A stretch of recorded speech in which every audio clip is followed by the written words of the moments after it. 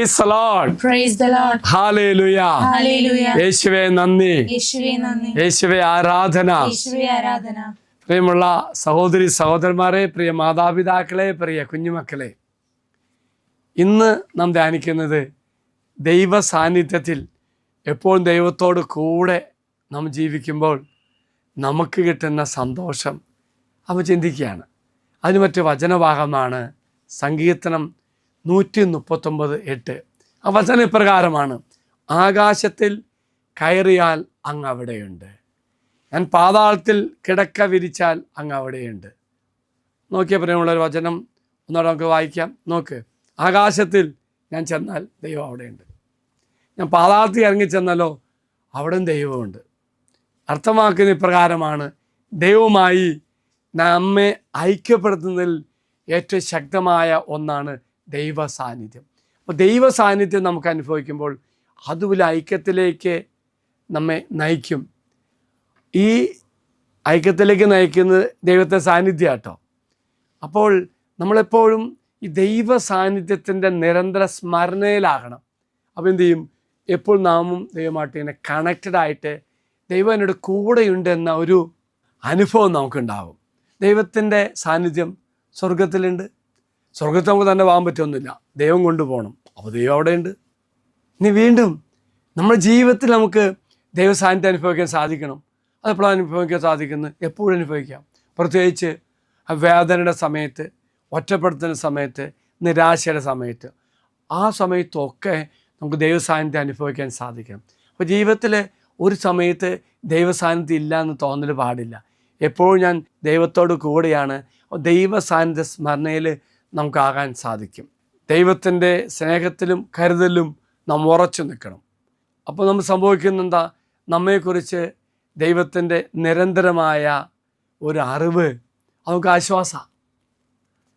അതുകൊണ്ടാണ് വിശുദ്ധ അൽഫോൻസ് ലഗോരി പറയുന്നത്, ദൈവത്തിൻ്റെ സർവ വ്യാപനം അല്ലെങ്കിൽ എപ്പോഴും എല്ലായിടത്തും അവൻ്റെ സാന്നിധ്യം എനിക്ക് അനുഭവിക്കാൻ സാധിക്കുന്നു.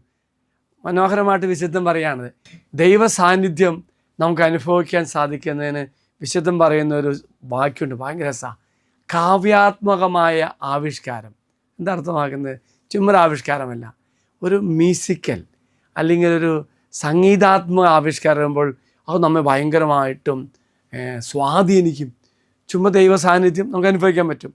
അതിലുപരിയായി വളരെ കാവ്യാത്മകമായിട്ട് ഭയങ്കരമായിട്ട് നമ്മുടെ ഒരു പ്രത്യേക ഫീലിങ്ങിലേക്ക് ദൈവ സാന്നിധ്യം അനുഭവിക്കാൻ സാധിക്കും. എന്നിട്ട് വിശുദ്ധൻ പറയാണ്, അത് എവിടെ ആയിരുന്നാലും നമ്മുടെ ജീവിതത്തിൽ എന്ത് സംഭവിച്ചാലും എപ്പോഴൊക്കെയാണോ അപ്പോഴൊക്കെ ദൈവ സാന്നിധ്യം നമുക്ക് അനുഭവിക്കാൻ സാധിക്കും. എങ്കിൽ പ്രിയമുള്ളവരെ, നമുക്ക് പ്രാർത്ഥിക്കാം. സർവ്വവ്യാപിയായ കർത്താവേ, എനിക്ക് ചുറ്റുമുള്ള അങ്ങയുടെ സാന്നിധ്യത്തെക്കുറിച്ച് എപ്പോഴും ചിന്തിക്കുവാനും പ്രാർത്ഥിക്കുവാനും ആ സാന്നിധ്യം അനുഭവിക്കാനും നമുക്കിടയാകട്ടെ. കർത്താവേ, ഞങ്ങളെ സഹായിക്കണമേ. ഒരു കാവ്യാത്മകമായ സാന്നിധ്യം ഞങ്ങളെ വലിയ ആത്മീയമായ ശക്തിയിലേക്ക് നയിക്കും. ഞങ്ങളുടെ കരുണയായിരിക്കണമേ. നിൻ്റെ സാന്നിധ്യ സ്മരണയിൽ ഇന്ന് എപ്പോഴും ആകുവാൻ കർത്താവേ ഞങ്ങളുടെ കരുണയായിരിക്കണമേ. ദൈവം നിങ്ങൾ എല്ലാവരും അനുഗ്രഹിക്കട്ടെ എന്ന് പ്രത്യേകം പ്രാർത്ഥിക്കുന്നു. ഒപ്പം അച്ഛൻ ആശംസിക്കുന്നു, ഈ വചനഭാഗം വായിക്കുമ്പോൾ ദൈവ സാന്നിധ്യം നിനക്ക് അനുഭവിക്കാൻ സാധിക്കുന്ന പോലെ തന്നെ ഈ ദിവസം മറ്റു മക്കൾക്കും ദൈവ സാന്നിധ്യം അനുഭവം ജീവിക്കുവാൻ ഇടയാകുവാൻ നിനക്ക് സാധിക്കും. ഒപ്പം നീ നിമിത്തമായി മറ്റു മക്കൾക്ക് അയച്ചു കൊടുക്കുകയും ചെയ്യണം. ദൈവം എല്ലാവരും അനുഗ്രഹിക്കട്ടെ എന്ന് പ്രാർത്ഥിക്കുന്നു. അച്ഛൻ ഈശ്വരാശ്വാസം തരാം. കർത്താവായ ദൈവമേ, മക്കളെ സമർപ്പിക്കുന്നു, ഇവരനുഗ്രഹിക്കണമേ.